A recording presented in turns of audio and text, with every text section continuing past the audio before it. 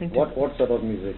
Classical music. I studied piano, and I was absolutely the worst athlete in the town.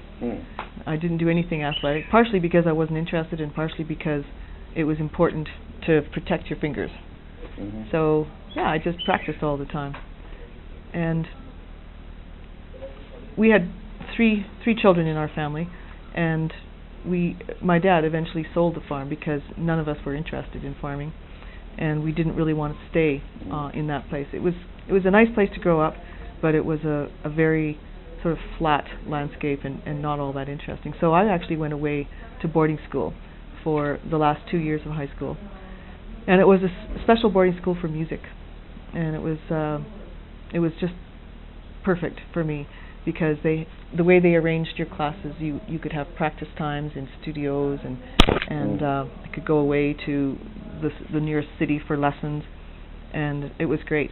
And we had a choir, and this choir toured around the province, so I got to travel. You are touring with the choir? Yeah, singing with the choir, and that was great. My family traveled quite a bit as well, but always in the winter, because that's when you could travel if you were... And what was your father doing? He was a farmer. Farmer. Yeah, it was 2 sections of land, which is 2 square miles, and it was grain and cows and pigs and chickens, everything. And so in the winter, we would go traveling around Christmas time, but we would extend it a little bit. And that was fun because we always went with a car, and my dad drove, and I was the navigator. Do you think that introduced you to, let's say, nature? No, not nature. Maybe living on the farm did, but the traveling was absolutely not connected with nature. My parents, we never camped. Never. They have still never camped. We always stayed in hotels, and we usually would visit with relatives. We'd go out to Toronto or the States, or whatever. And I really enjoyed the navigating, and I think that was a good introduction to maps. Even though they were road maps, still you had to figure out directions and, all that kind of stuff. And then after boarding school, while I was at boarding school, my parents sold the farm and moved out to British Columbia, 2 provinces over. And they went to a beautiful place in the Okanagan Valley, which is this big broad valley in the middle of the province with a lot of lakes. And we immediately began doing things that were different from our experiences in Saskatchewan. We went boating, we went swimming in the lake. My dad bought skidoos, so we went snowmobiling in the mountains. We learned to ski, all of those things. And then right after boarding school, I went to university to study music. That was in the United States. I went to a university in Tacoma, Washington. And but I was very young. I was only 16 when I went to university, so my parents had to sign a special sort of waiver with the United States government that said they were allowing me to go to university there because it was so young. And I studied there for 4 years, and I studied I had 2 specialties. One was music, and the other was literature. And so I stayed there for 4 years, and I got 2 degrees. 2 degrees. Which ones? English literature and music performance. And what do you call it? MA or MSc or something like that? Masters of? No, it wasn't masters. It was bachelors. Of? Bachelor of Music and Bachelor of Arts. Okay, both, simultaneously or? Simultaneously. Yeah, it was actually the first time that the university had done 2 degrees simultaneously. And then I went to... You were an exceptional student? I wasn't exceptionally smart, no. I was just, I worked hard. I liked to study and I liked to practice. Yeah. For me, the literature degree was relaxation from practicing all the time, because the practicing was really quite rigorous. I mean, up to 8 hours a day in the practice room, and at some point you've had it. You've had enough. So reading and writing essays was relaxing. Never for the literature degree, you think laid foundation for your later life, being an author? Probably. I had no sort of preconception of that. It was just strictly for my own interest, but I'm sure it did. I think what had even more a larger implication, though, was the music. Not because of being a musician, but because of the way you have to prepare for concerts. It's, for example, when you prepare for a concert, the concert is, 12 months ahead or 9 months ahead, and you have this big project that you have to do. You have to do 2 hours worth of performing, and so you have maybe 5 pieces that you start learning, and it's this process of taking a big project and breaking it down into little pieces, and sort of progressing through that without losing sight of the end product. I think that was really good preparation for actually a lot of things. It was. Okay, so then after university, where did you go? Well, when I went to graduate school, I would still come back to the mountains, or to British Columbia for my summers, and eventually I always had to work in the summer, and one of the times that I was working was in a national park in Yoho, which is a park just on the boundary with British Columbia and Alberta, and that was the most amazing experience, because that's when I discovered the mountains. It was, I didn't climb or anything like that, but I was hiking a lot. I started to learn how to read topographical maps, and it was like discovering something entirely new, and I knew that it was something that I could really live with for the rest of my life. But I was still a musician. But what actually, you were working in national park, means were you a warden? No, I wasn't a warden. I was a campground attendant. So basically when people come to camp, they would come to me and get a little permit and go stay. It was a simple little job, but it was the location that was so great. That was the beginning of another kind of life. And I also met my husband there. He was working in the park, and not as a park warden at the time, but he was a trail crew foreman. He built trails for hiking, and so then we started, doing things in the mountains. I actually had met him the winter before. He was doing avalanche forecasting up in Rogers Pass, which is a place where the highway goes up very high, and there are avalanches that come down all over the place.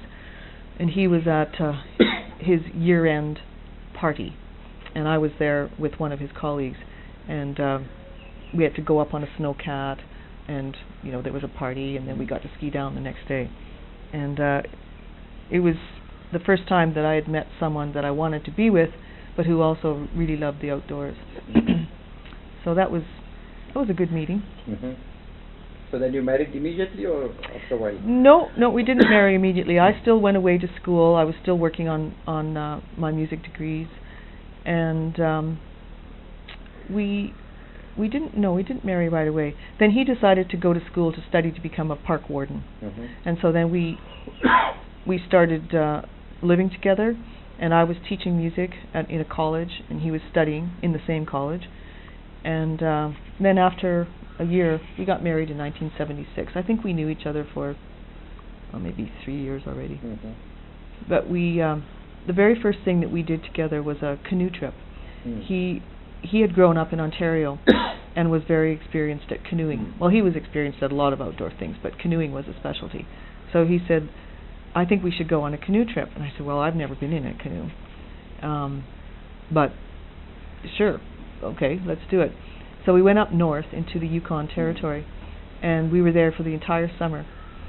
We canoed the Teslin River, and then the Yukon River all the way up to Dawson, and then we did Atlin Lake, which is a huge glacial lake, 10-day canoe trip around the lake, traveled around. And that was my first experience, I guess you could say, on an expedition. It was simple. It was just two people. Were you doing any climbing, rock climbing, mountain climbing? No. Just canoeing? Canoeing on that trip. It was strictly canoeing and hiking. Yeah, there was really no opportunity to climb. But it was an adventure. It was definitely an adventure. Because there were, some rapids, and, you had to... Also, the planning of the trip, this was a lot of fun, trying to figure out what food and how much and how to pack it and keep it dry. That was my first introduction to lentils. But we made a mistake, because I didn't know how to cook lentils. So we put them in a pot and we boiled them, and we put some onions and stuff in them, and so then we started eating them, and they were nice and crunchy, delicious crunchy lentils. But what we didn't know is that they weren't completely cooked. So as the evening wore on, we became more and more uncomfortable, and we were just in agony by the time we finally went to bed. We learned how to cook them after that. So now you're not back to school then, you went? No, then I was finished school. I was finished school. After we got married, I started to follow Alan's career. So we were living in different national parks, and I was still teaching music, but privately. So I had a studio in the town, and I would teach private students. It wasn't my ideal of a job. I wanted to teach in a university, but I was following his career, and it was a wonderful life though, because we never lived in towns. We always lived on warden stations, which means really a wilderness kind of a situation. We didn't have a phone. We had electricity, but it was a generator, and we had running water. But in the summers, we would go into the backcountry with horses. That was his job. So we'd go out usually for 17 days, and sometimes for 24, 26 days, with 4 horses, 2 for riding and 2 for the packs, the wooden pack boxes. And again, planning for, it felt like a mini expedition, planning the food, where are you going to go. It was, and the life back there was very simple. You had to chop the wood, get the water from the streams, and cook on a wood stove, and dealing with the horses, catching them and saddling them, and we saw a lot of wildlife, lots of bears. And this was basically to check whether the forest is all right. Yeah, it was keeping the trails open, and he did. You were always doing wildlife sort of observations, and making notes about what you saw, and also for public safety, to make sure that if someone was back there and they got into trouble, that there was someone to help them, and. That was a kind of a lifestyle that it felt like it was 100 years old. Nobody lives that way anymore in Canada, and I loved it. I just loved it. But it was also during that time that we started to climb. Mountaineering for the most part, because we were living up in Jasper Park, up near the ice fields, the Columbia ice fields. And there was just so much ice and snow and mixed routes, and we did a lot of climbing during that period.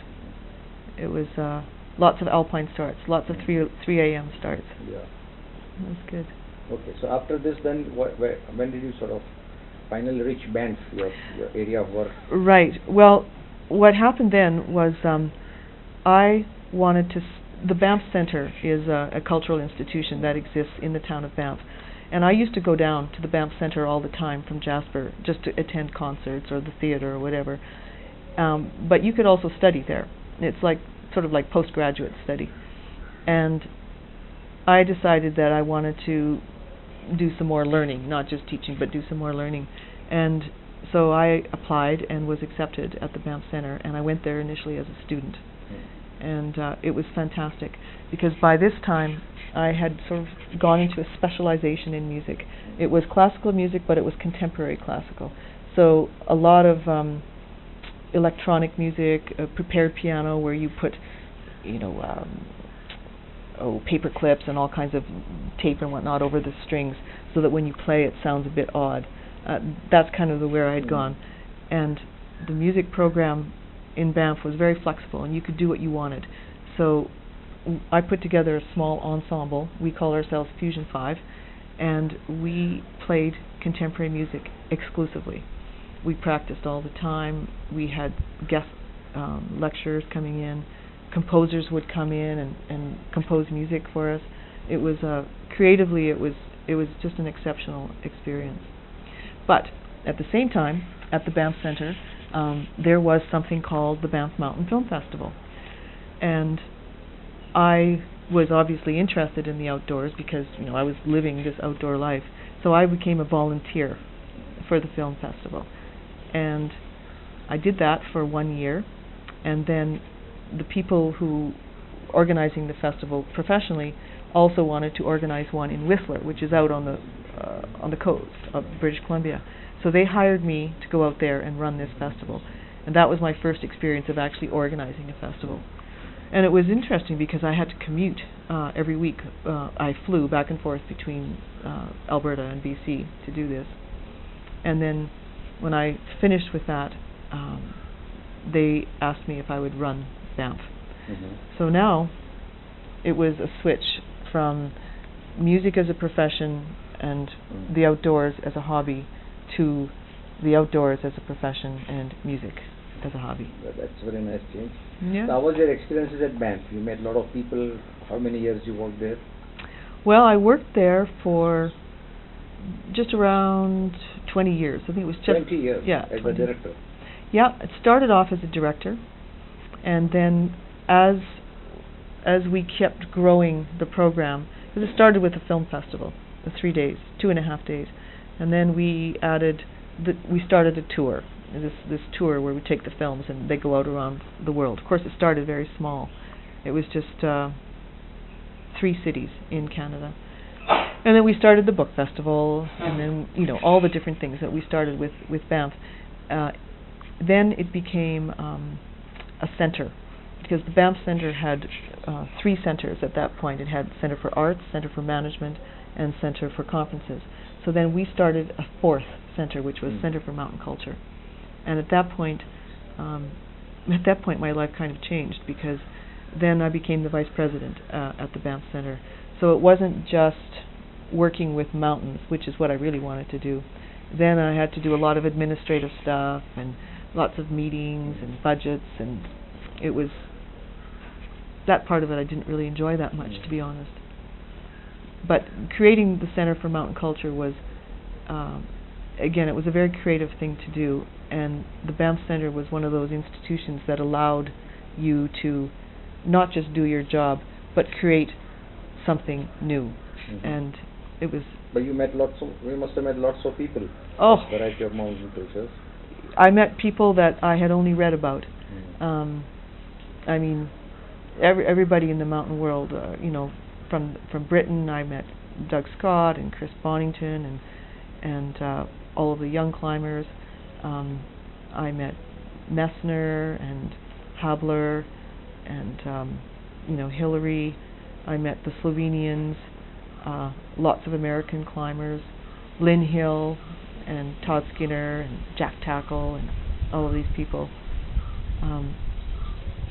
Andel Heckmeyer, German, who did the first ascent of the Eiger, north face of the Eiger, and Heinrich Haar. I spent quite a bit of time with Heinrich Haar. It was Catherine Destavel from France. Yeah, I met basically, I think, most of the sort of the who's who of the climbing world. So, what do you find in them? So let's what a common thread was running in between all these great adventures. Well, certainly huge ambition,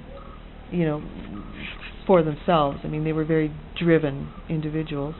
There was a certain amount of ego, in some cases more advanced than others. Passion for the mountains, skill level, high skill level, which obviously came from years and years of practice. Really interesting people. As I said, some had slightly higher ego quotient than others, and so in many cases it was a situation where you had you would relate to people, but it wasn't really conversation. It was more like an interview, where one person does all the talking. But I mean, for me, it was a gift, really, to be exposed to people like this and just hear their stories and learn about their private life, how they live their lives. And many of them actually became friends. Well, it was more than a job. It was way more. It was a lifestyle. It was definitely more than a job. Yeah. So for 20 years you kept on inviting people, meeting them, and dealing with them. Yeah, and then what we started to do was develop educational programs for people who wanted to write books, who wanted to be journalists, who wanted to be filmmakers. And that was very important, because then we were dealing with young people, usually, who were just starting out in this field, and helping them develop their skills. So what made you then finally think that you had enough at Banff? Well, a couple of things, several things really. I mean, you know, when you have someone leading an organization, they have a vision. Well, I had a vision of where I wanted it to go, and so it goes in that direction. And I think it's healthy after a certain amount of time that you get some new blood, because either the vision should change a little bit or maybe a lot, but sometimes an organization can become too sort of focused in one area. So I thought it was time.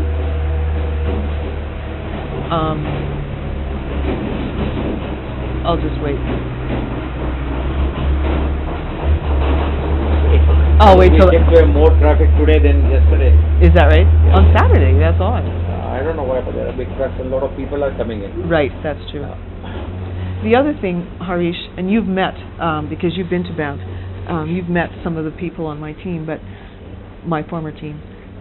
I felt that the group of people who were working with me were incredibly talented, they were hardworking, and they were ready, a number of them were ready to move up to the next level. And as long as I was there, there was a cap. It was like the glass ceiling, you know what I'm talking about. So when I left, then somebody else could move up and other people could move up, and everybody got a bit more responsibility. I mean, was it that you were fed up with also doing the same routines for 20 years? You were looking for a change? No, I wasn't really fed up. No, I mean, I have to say I was a little bit fed up with the bureaucracy. And there was a change going on at the Banff Centre, because they were entering a phase of capital works. They were building new buildings and all this kind of stuff, and that didn't really interest me. But no, it was more that things were solid. They could take on their own life, and also I developed an interest in writing, and that happened, you know, while I was at Banff, because I had the opportunity to do 3 books while I was in Banff. Which were those 3 books? Well, the first was Voices from the Summit, and this was a book that we did with National Geographic Books. So this was your absolutely one of the first books? It was the first book. The first book. Yeah. And it was a beautiful project. It was part of what we did. It was called the Banff Mountain Summit. And what we did, it was the 25th anniversary of the film festival. So we decided to invite back all the most important personalities who had been in Banff and have this huge gathering for a week. And everybody was invited to do a lecture, but also to write an essay. And then we had a photographer do portraits of all these people, black and white portraits. And so one of the things that came, one of the legacies, I guess, from the summit was this book with essays by everyone from Heckmeyer to Doug Scott, Messner, Hillary, everybody that we had in Banff. And then we had the portrait, and then at the last part of the book was a history of the festival, and that was my job, was to write that. And that was a great project, and I really enjoyed it. So then we did a second book, which was the book on extreme landscapes. Yeah. And then we did a third one, which was on water, water issues. It's called Whose Water Is It? Yeah. Okay, so now we take a little break here. Okay. Well, it went back to a project that I was doing while I was still working in Banff, and that was the Elizabeth Hawley biography. One of the things that I had to do when I worked in Banff was to raise money. That was a huge part of my job. And twice a year, in order to do this, I would go to this huge outdoor retailer convention in the United States. And the reason was that there were companies like the North Face and Mountain Hardwear and all these companies that would be there selling their wares. And that was an opportunity to be in one place and meet a large number of, presidents and marketing directors and so on who had money, basically. And my job was to get some of that money for the festival as sponsorship. And one of our sponsors was Mountaineers Books. They were a sponsor of the book festival from the very beginning. And I was talking with them, just about business, and they mentioned a project that they were working on with Elizabeth Hawley, this American woman who lived in Nepal, in Kathmandu, and who had been recording all the Himalayan climbs for decades already, and that they were doing this project. And it sounded like it was a book. And I said, oh, that's amazing. Just in the last 6 months, I've been thinking what a wonderful thing it would be to write the story of this woman who was such a... Is this the first time you heard of her? No, I'd worked with her. I mean, not person to person, but I had, received reports from her and asked her for information. And she just seemed like an intriguing person. And I said, wow, that's incredible that you're doing this book. And the lady who was the chief editor, said, no, it's not a book. It's a database. We're doing a database with Elizabeth Hawley. And this is this Himalayan database that you may have heard of, where she has all of her hard paper files have been downloaded into this great, database. And I said, oh, okay, that's different. And then the editor said to me, but we would like to do a book, a biography of Elizabeth Hawley. And I said, oh. And she said, would you like to do it? Mm-hmm. I said, yes. So that was a project that started while I was still at Banff. And so basically, this was like after work, because I had my job. I couldn't do it at work. And so I did actually take a leave of absence in order to work on the book. I took 6 months off. To be honest, the first 3 months I went climbing.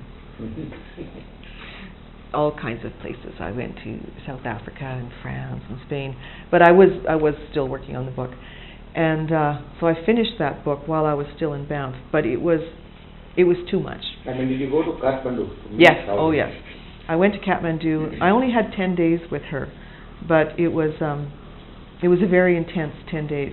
Initially, it didn't seem that it was going to be, because she said, she was a willing partner in this project, but she wasn't an enthusiastic partner. Initially, she said, I'll give you 1 hour a day. Okay. Luckily, I had gotten access to a big box of letters that she had written throughout her life, from the time that she was a young girl when she was at camp, and then when she was in university, and then throughout her travels, because she traveled as a young woman all throughout the world, and she always wrote letters to her mother. She was really close to her mother, and her mother, bless her heart, saved all these letters, and she cataloged them by year.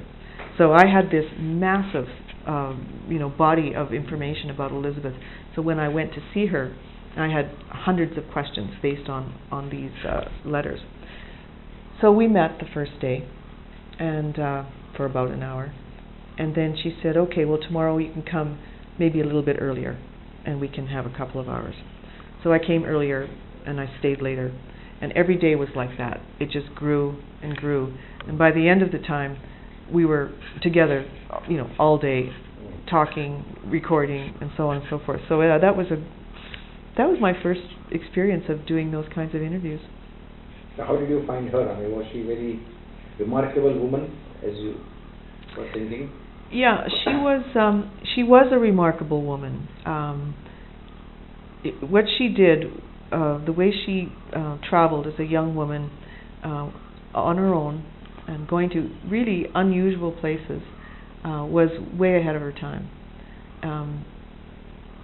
She was going to places like Yugoslavia and Romania and Czechoslovakia, places like this, as a single woman. But because she was working in New York in the publishing industry, she had connections, journalists. So whenever she was very clever the way she traveled. She'd go to a city and she would connect with a journalist, and they would open doors for her. So she got to meet all the interesting people, and she was very interested in politics. So at one point she did this massive trip, basically around the world, combination of boats and planes and so on. And she was in Kathmandu, and again, just after the country had opened up. And she, in her words, she said, "I found a place where I could live," which is unusual for a single woman. It was exotic. Part of it was that she could live in a style that she would like to live. She liked to have people doing things for her. She hated cooking. She hated house cleaning. She just liked to be around interesting people. Elizabeth herself was not so incredibly interesting, but she was one of those people who surrounded herself with unbelievably interesting people, explorers, climbers, royalty. I mean, she was totally connected in that city because she was one of the first foreigners to live there. And, you know, being a single woman as well, she was quite an exotic flower. So she had good stories. Yeah. Any one of those would you like to say, the stories? Well, to exemplify how she gathered things. Yeah. She was good friends with this Boris fellow who had the big hotel in Kathmandu. What was the name of that hotel? You might know it. I'm spacing on the name of the hotel, but he was a Russian, a sort of ex, sort of not really royalty, but he was very, very high up in Russian society, and he moved to Kathmandu with a bit of money and started this hotel. It was a luxury hotel, and she was good friends with him. So they used to have these massive parties at the hotel, and there would be the Ranas and all their, you know, wealth and wives and beautiful clothing and whatnot would come. And there was another young woman in Kathmandu at the time. Barbara was her first name, and this was there was a little bit of rivalry, I think, between Elizabeth and Barbara, particularly because at one point Barbara became the lover of one of the Ranas, which was like being with a prince. And yeah, they had some fabulous times together, I must say. But the most interesting thing for Elizabeth, I think the most important person that she met was Sir Edmund Hillary. By this time she was already starting to record the details of these Himalayan climbs, and she met Ed, and they hit it off perfectly. He was this she was this worldly kind of woman, and he was, you know, a New Zealand beekeeper, and for some reason they became close. And you know, that was probably her best friend, I think. Okay, so after then Elizabeth, which was your next project, or how did it happen? This book was published, and was it well accepted? Yes, it was well accepted. It was, I mean, it's a niche. It's kind of a niche market, mountaineering literature, but yeah, it was very well accepted within the community, and it was published in German and Italian, so it was picked up internationally. And one of the people that I met through running Banff, of course, was all these different, you know, mountaineers and so on that would come through. One of them was Dr. Charles Houston, and of course he'd written a number of books already about his expeditions, and also, more importantly, probably about mountaineering, you know, high altitude medicine and high altitude physiology. And one day I said to him, "Charlie, when are you going to write your life story?" He said, "Oh, I'm not going to do that. I mean, what's to tell?" And I said, "Well, lots. You know, I mean, you've done a lot, and more importantly, you are this person who everybody seems to respect, and you know, you've been a role model for people. You've mentored people. You have ideals that people admire, and you know, you're a kind, compassionate person. You're a leader. You should write a book about yourself, because people need heroic figures. They need leadership kind of figures." At that time, it was in North America, you know, politics wasn't going well. It was kind of a down era. And he said, "Absolutely not. I don't have time. I'm too old. I can't see." And so, you know, we talked a bit about it. And then one time he came to Banff. That was his second or third trip already. And I said, "Charlie, I want to have a meeting with you, a private meeting in my office." "Yes," he said, "you're the boss." That's what he always said, which of course wasn't true. And so we sat down, I said, Charlie, I really think you need to do this book. And I said, if you don't want to write it, why don't you dictate it, and I will transcribe it for you, and then you can write it. He said, no, I don't want to do that. I said, okay, well, how about if I write it? And he said, I suppose it's time. He's already 90. He said, and I trust you. So that's how that project started. And it was, what an honor. So you had no publisher fixer, you started writing first? Yeah, that's a good point. I did not have a publisher, but I got one right away.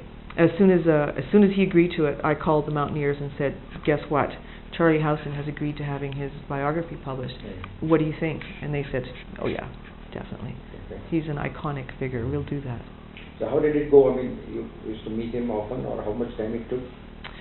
Well, how long did it take? I guess it was about 18 months or so, the project. Yes, I met him, I think 3 times I went out to Vermont and spent about 10 days each time. So I had a lot more access to Charlie. And of course, the other thing with Charlie is that there's so much that's been written about him, you know, or that he's written, his own books, lots of Alpine Journal reports, magazine stuff. And I knew more or less his circle of acquaintances, not all of them, but I knew a number of them, like Tom Hornbein and Bob Craig and Bob Bates and people like that. So it wasn't too difficult to get access to them for their version of his story. Unfortunately, his wife had already died, so I didn't get access to her, which is a shame because she was obviously, an important part of his life. But he was actually really easy to work with. Charlie is, he can be difficult because he's a bit of a control freak, if you know what I mean. But we figured out a way of working together, and he's just, he's such a gentleman. And what was really surprising for me, though, in that project was, I had Charlie up on a pedestal, and I think most people do, or did. But occasionally, more than occasionally, I would hear stories about this curmudgeon. And I don't know if you know the expression, but curmudgeon is this grumpy old man who is difficult and, just impossible. And I couldn't understand where this was coming from, because my experience with him was that he was just this sweet old guy, And as the stories started coming out, it became obvious that he had these periods in his life that were really dark. There were many of them, but probably the worst was right after K2 in 1953 when they failed. But as Messner said, they failed in the most beautiful way. But nevertheless, they failed, and of course they had the tragic accident. And he started having these kind of blackout periods when he would actually forget who he was and get lost. Really blacking out from just the trauma of that, what he called a disaster. And it turned out, as I got to know him a bit better, I learned that there were various periods in his life where he was extremely depressed, and he felt that his life was a disaster. He failed his family. He couldn't make a proper living. He failed on all his expeditions, and the only time he ever succeeded was on Mount Foraker. That was a real eye-opener for me, to see someone who was so well educated. He had this wonderful upbringing, loving parents, loving sisters, great kids, incredible career, lots of accomplishments, but who actually thought that he was a failure. You recorded this in your book? I did. And he agreed to that. But there have been times since then when he has said to me, I think I told you too much. But all his friends and everybody admires him as much as... Yes, they do totally admire him, but with these reservations about this curmudgeonly kind of character. The one thing that was kind of interesting, that was sort of in conflict with what he told me about, was on the descent from K2. He said that when they were coming down, of course it was difficult, right? I mean, it's a difficult mountain to come down, just as it is to go up. And going through the house's chimney, because he was a leader, he said it was his job to make sure that he went down last, so that everybody was safely down the chimney first. And Bob Craig told me that he definitely was not last. Mm-hmm. That I think it was I think he said it was either D. Molinar or somebody who went last, but that it wasn't Charlie, because Charlie had kind of a concussion during the accident when they were all falling, and he said he wasn't capable of going last. And I said, well, but Charlie said he went last, and he said, yeah, I know, Charlie thinks he went last, but he didn't. So, and then Bob said, but don't say that, you know. So I didn't say that Bob Craig said that Charlie didn't go last, but I said that there was some confusion and discrepancy about who went last. Yeah, that's, I think, minor. I mean, given this is old man. Yeah, exactly.